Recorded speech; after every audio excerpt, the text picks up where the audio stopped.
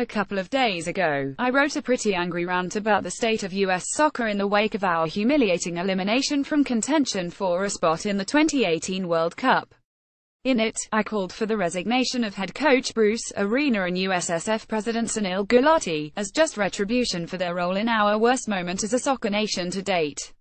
Well, I got part of what I wanted. Bruce Arena stepped down as USMN team manager, a good first step, for sure.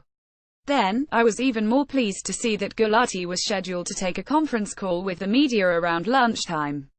Could I be lucky enough to see them both out within the first week? Sadly, the answer turned out to be a big fat no, but our dear leader did give me some interesting sound bites to chew over in his presser, so at least there's that.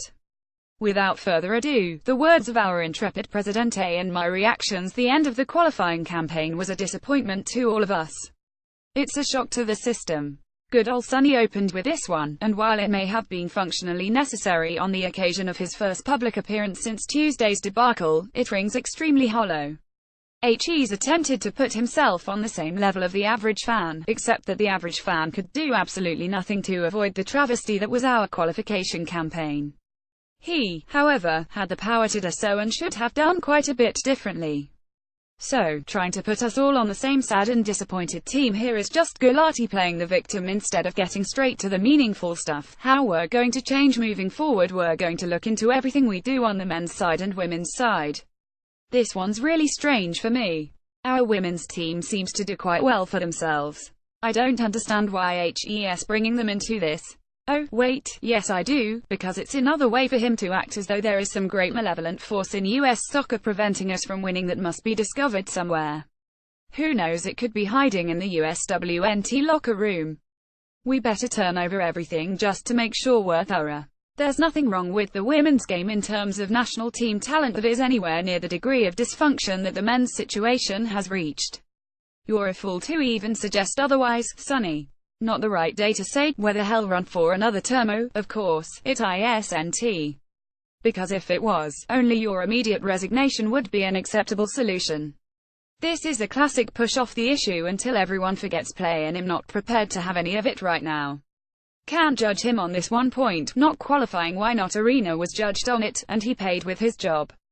Klinsmann was judged on it before even finishing the qualification campaign, and paid with his job. Several USMNT players may have played the last game for their country on the basis of their failure to qualify. Why is every single individual tied to our defeats, besides our federation head, going to suffer consequences? That's not leadership, that's cowardice. You've been the leader of USSF for over a decade. The buck for failure stops not just with the managers and players, but with you, as well. You play a major role in positioning all of those pieces together. It was your decision to hire Bradley, Klinsmann, and then Arena. Because of the program's failures, every one of them is gone. Yet, you remain. How is that fair? How will that help us progress? Christian Pulisic of the United States men's national team reacts to the loss against Trinidad and Tobago during the FIFA World Cup qualifier match on October 10, 2017, in Vancouver, Trinidad and Tobago. Photo by Ashley Allen. Images. All of the things that we all talk about, the pay-to-play model, inner city soccer, we're going to look at all of that. This is maybe the first thing Sonny said that actually made a modicum of sense. Sadly, I can't believe a word of it because these problems have existed for the whole of his tenure and he hasn't got near solving even one of them. If anything, several core issues have gotten markedly worse, particularly pay-to-play. I was a youth player when Gulati was appointed in 2006, and I coach now in 2017. The price for a kid to play with an elite club in this country has risen exponentially in that time frame, all under Gulati's watch. I put elite in quotation marks because I know for a fact that many of the clubs positively gouging players and their families in fees each year are hardly offering anything worth that kind of money. Fact is, you're talking absolute nonsense here and you know it, Sonny.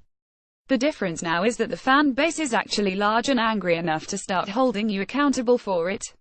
The US soccer mechanism is the best out there. Not a direct quote, but reported as part of Yahoo's live coverage of the presser. Anyhow, in what fantasy world is this statement even close to true? The US is the best at absolutely nothing when it comes to soccer. Our domestic league is inferior to other developed nations and makes less money than those in England, Spain, or Germany.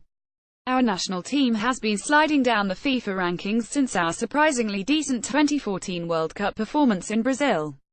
Our best player, who's 19 by the way, has been developed almost entirely by a German club because his family knew it'd be better for him than staying in the States. It is preposterous to claim our mechanism, whatever the hell that means, is the best when there is overwhelming and easily verifiable evidence that this is not the case. Because of where the sport is now, and the role I played in it, plus where it can go if I choose to run on YHES still right for the job. There you have it, folks. Sonny has indicted himself with his own words. Let's pack this apart one by one, shall we? Where the sport is now, you ask. I'll give you that interest in soccer has skyrocketed in this nation over the last several decades, but A, you don't own that enthusiasm, and B, even with a huge uptake in interest, you have still overseen more failures than successes. We've not won a single tournament outside the Gold Cup since you took the reins, and in that time we've never progressed further than the second round of the World Cup. Now, you've even got the unenviable distinction of overseeing our first qualification failure of the modern era. The role I played in it. Does that include hiring multiple failed managers and running our domestic league like one of your economics classes instead of focusing on talent development? I'm curious which of your roles you'd like credit for, and no, the number of MLS expansion teams since your arrival doesn't count. Where it can go if I choose to run? Well, definitely not to Russia, for starters.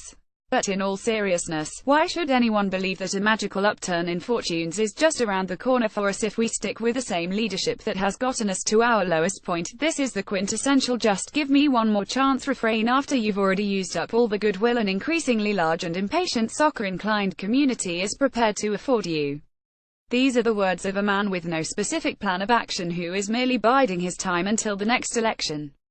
Then, once HES secured his throne for another cycle, he'll promise us all the things he gave lip service to in this presser, while delivering nothing but a couple more washed-up European designated players and international embarrassments. Verdict: you had a chance to man up and do the right thing today, Sonny.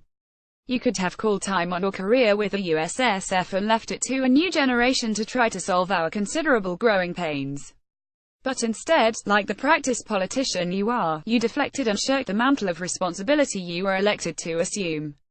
Bob, Jurgen, and Bruce have all fallen on the proverbial sword for you. At what point do you look in the mirror and say, maybe I'm the problem? If this post made a difference to you, please consider making a donation. Sock City will only remain ad-free if we receive support from our readers. Use the donor box below to make a contribution swiftly and securely.